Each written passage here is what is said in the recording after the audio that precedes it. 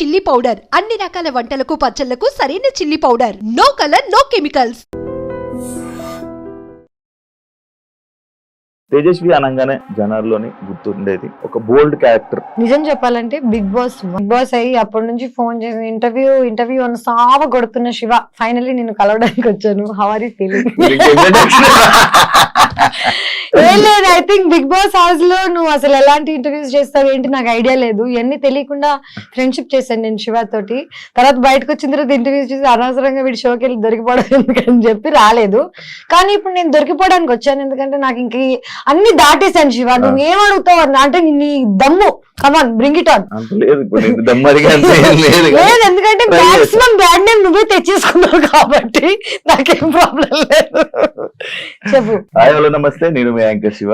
Welcome to iDream Media. ఈ రోజు మన ముందున్న గెస్ట్ ఆల్రెడీ నేను ఇంట్రడక్షన్ ముందే తన నా గురించి ఇంట్రడక్షన్ ఇచ్చేసింది కాబట్టి తేజుతో మాట్లాడి పెద్దతనం వచ్చింది ఏంటో సడన్ గా మధ్యలో తేజుతో మాట్లాడి తనల్ని పొడిచే క్వశ్చన్స్ అడిగి తను ఏం చెప్తుందో అవి తర్వాత రీల్స్ లో పెట్టుకొని ఇంటర్వ్యూని ఎలాగోలా ఫేమస్ చేద్దాం. ఓకేనా? ఎలా ఉంది ఏంటి స్టూడియోనా లైఫా?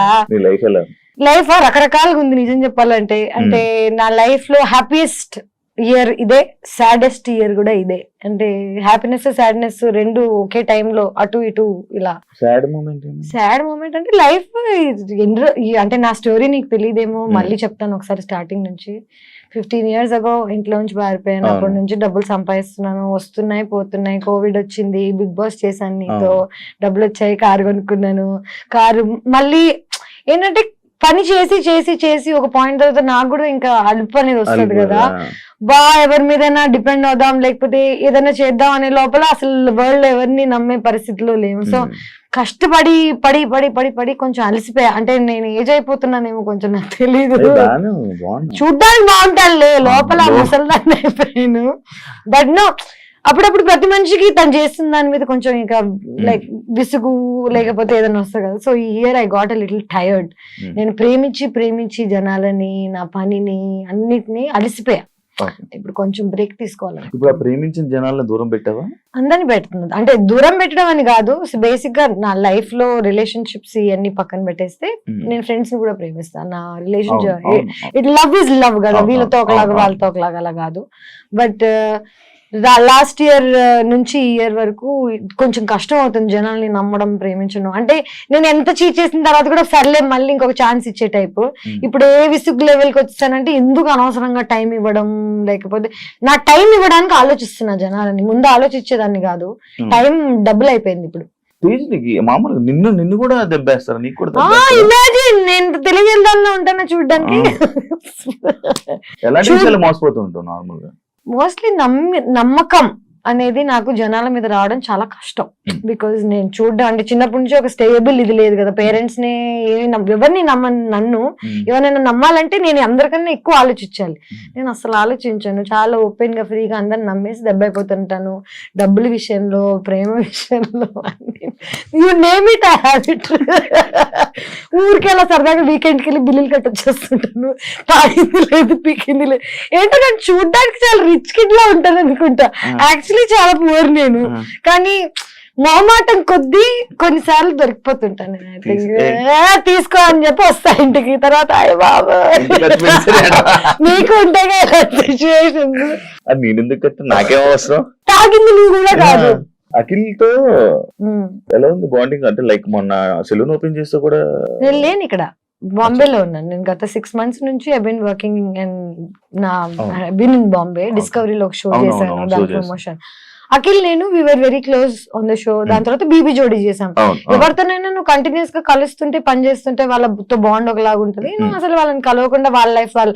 సో తన సలూన్ ఓపెన్ చేస్తున్నాడని అన్ని నాకు తెలుసు జస్ట్ ఒక బ్యాక్గ్రౌండ్ లో. బట్ అఖిల్తో అంత టచ్ లేదు ప్రస్తుతం, గత 1 year గా లేదు. లాస్ట్ ఇయర్ వరకు వి వర్ ప్రిటీ, అంటే ఎవ్రీ 2-3 days ఒకసారి అలాగా ఏంటి అని మాట్లాడుకునే వాళ్ళం. ఆటోమేటిక్ గా లైఫ్ లో కొంచెం అలా వెళ్ళిపోతాం కదా, అంటే you go in to different directions. ఇప్పుడు బిగ్ బాస్ లో మనం అందరు తెలుసు మనకి, బిందు, శ్రవంతి, ఆర్యానా అందరితో ఒకటి ఉంది. బట్ ఎవరు ఏం చేస్తున్నారో ఎవరికి తెలియదు. ఎగ్జాక్ట్లీ. నువ్వు ఆర్యానాతో టచ్ లో లేవు ఎందుకు? మీరందరూ బాగా కలిసి పార్టీ చేసేవాళ్ళు అంతా లేదు కలుస్తాం ఏయ్. లేదు కలుస్తుంటాం మాట్లాడుతుంటాం అవన్నీ ఇంటర్వ్యూ చేసిందా ఆ, దాని తర్వాత మానేసిందా ఎనీవే కంటిన్యూ. లేదు. తేజస్ని మడివాడ అనగానే తేజస్విని కాదు first of all Tejaswi thanks రా బాబు. నాకు వచ్చేస్తుంది అది పర్లేదు, తేజస్విని పర్లేదు. తేజస్వి ఉమ్. తేజస్వి అనగానే జనాల్లోని గుర్తుండేది ఒక బోల్డ్ క్యారెక్టర్, ఒక ఓపెన్ మైండెడ్ తేజస్విని. అంటే అలా అలా జనాల్లోని అలా పేరు తెచ్చుకోవడమే నీకు ఇష్టమా లేకపోతే ఎందుకు అలా? జనాల్లో ఎలా పేరు తెచ్చుకోవాలో మన చేతిలో ఉంటుందా? ఆ. జనరల్ నేను ఈ రోజు ఇది ప్లాన్ చేసుకుని జనాలందరూ నన్ను ఇలా ఇలా యాక్సెప్ట్ చేయాలి, ఇలా యాక్సెప్ట్ చేయాలి, నా గురించి పద్ధతి గల పిల్ల అనుకోవాలి అని 100 మంది అనుకుంటారు. బట్ జనాలు మనల్ని ఎలా పర్సీవ్ చేస్తారనేది మన చేతిలో ఉండదు. నిజం చెప్పాలంటే బిగ్ బాస్ 1 నేను వెళ్ళక ముందు ఫస్ట్ నేను 2 సార్లు వెళ్ళాను కదా. నాకు బిగ్ బాస్ 1, బిగ్ బాస్ 2 నాకు నా లైఫ్ లో.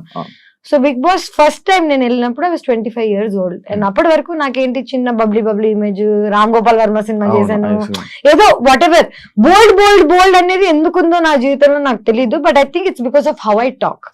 నేను ఎలా మాట్లాడతానంటే మేబీ కొంచెం రూడ్గా ఉంటుందేమో, but I'm very straight forward. My straight forward అప్పుడప్పుడు కొంచెం తెగుతుంటది అంతే. That's about it. గుచ్చుతా ఉంటుంది జస్ట్ నీ క్వశ్చన్స్ లాగా అంతే కదా. స్ట్రైట్ ఫార్వర్డ్ క్వశ్చన్స్ గుచ్చుతాయి జనాలకి, నా ఆన్సర్స్ అలాగ ఉంటాయి. సో బిగ్ బాస్ సీజన్ 2 లో నా మీద జరిగిన ఒక ప్రాపగాండా. నేను జర్నలిజం స్టూడెంట్ ని. There is something called propaganda. ఒక ప్రోడక్ట్ అమ్మాలంటే, ఒక ప్రోడక్ట్ కి ఒక ఇమేజ్ రావాలంటే దానికి నువ్వు కష్టపడి ఒక ప్రాపగాండా చేస్తావు. నా పేరు సగం పాడవడానికి ఆ సీజన్ కారణం. బికాస్ నా మీద బ్యాడ్ నేమ్ కానీ జనాలని నన్ను ఎలా పర్సీవ్ చేయాలో అనేది ఒక ప్లాట్ అండ్ ప్లాన్ తోటి ఆ సీజన్ లో జరిగింది. నేను అది యాక్సెప్ట్ చేయడానికి నాకు చాలా టైం పట్టింది. చాలా బాధ వేసింది. జనాలు నా గురించి ఇలా ఎందుకు అనుకుంటున్నారు, నేను అసలు అలాంటి అమ్మాయిని కూడా కాదు చూడ్డానికి. అంటే ఒకసారి బిగ్ బాస్ అయిపోయిన తర్వాత, ఒకసారి ఒక ఇమేజ్ వచ్చేసిన తర్వాత జనాలకి తలలో అది మార్చడం చాలా కష్టం. ఒక first impression is the best impression.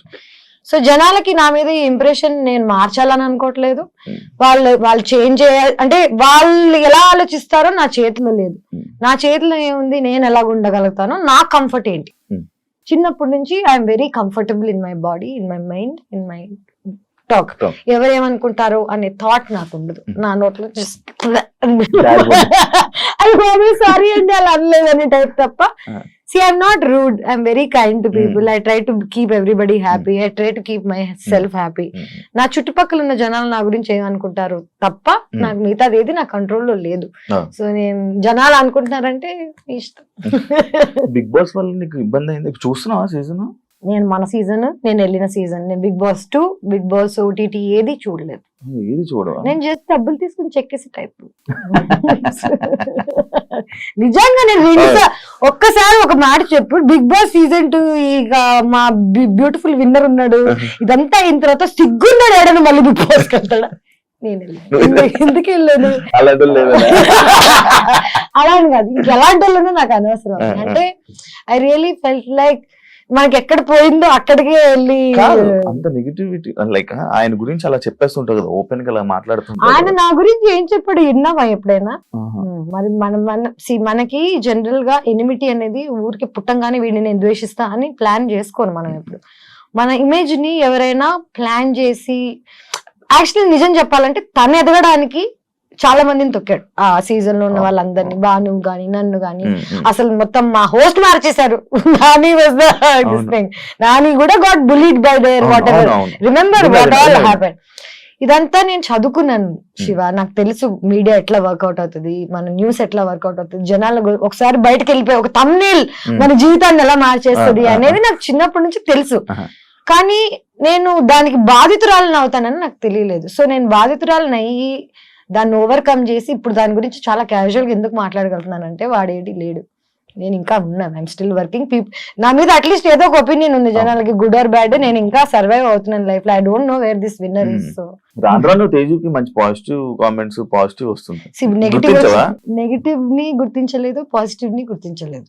నేను నా పని నేను వన్ సైడెడ్ నిజం చెప్పనా, నా పని లైఫ్ లో ఏంటంటే వన్ సైడెడ్ గా నా సైడ్ నుంచి నేను ఏం చేసుకెళ్తాను అనేది తప్ప అటు సైడ్ నుంచి ఏమొస్తుందో అనే థాట్ లేదు నాకు. సో పాజిటివ్ వస్తే గ్రేట్, నెగిటివ్ వస్తే థ్యాంక్ యూ, ఏదైనా ఓకే.